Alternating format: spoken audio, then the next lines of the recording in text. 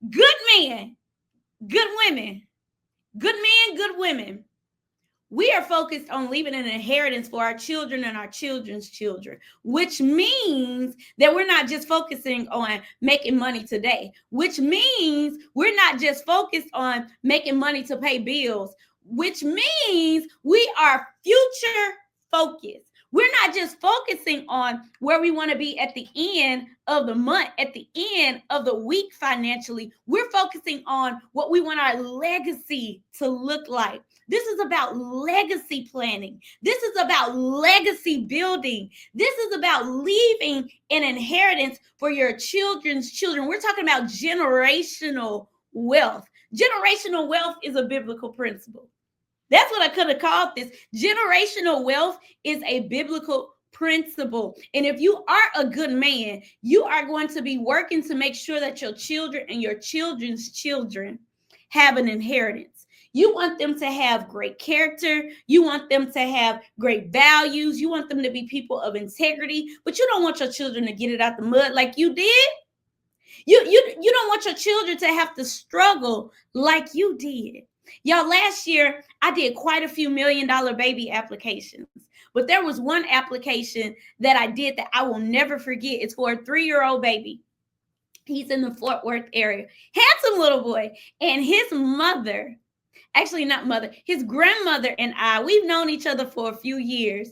And she said, Terry, it's time. I said, really? And I remember telling her about the $1 million baby plan a couple of years ago, but she was like, Terry, it's time. I said, really? She said, yes, it's time. So we met, and when I showed her the illustration for her grandson, she cried on my Zoom.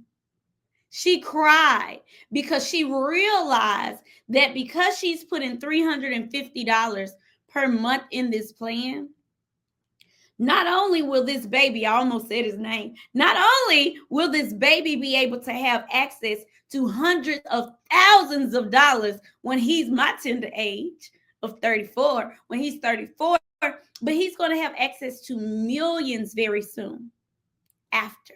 Yeah, very soon after. And in addition to that, not only is he going to be okay, he's going to have over $1 million in assets so that his children's children will also be okay.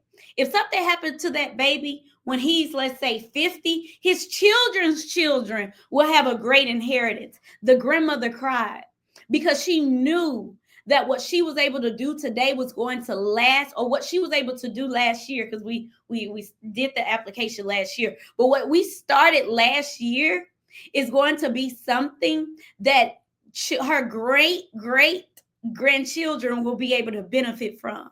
If she makes it to be here to see her great grandchildren, they'll know, oh my goodness, I have this money. We have this money. We have this wealth. We have these assets because our great grandmother started it for us. See, when you're building your business, I want to encourage you to not just focus on today. I want you to focus on the future, even when you're making decisions in your business. And if you don't have a business, I want you to see your household expenses as something that should be ran like a business. I want you to see your life as something that should be ran like a business. When you're running that thing, you are running that thing so that your children and children's children can have a great inheritance.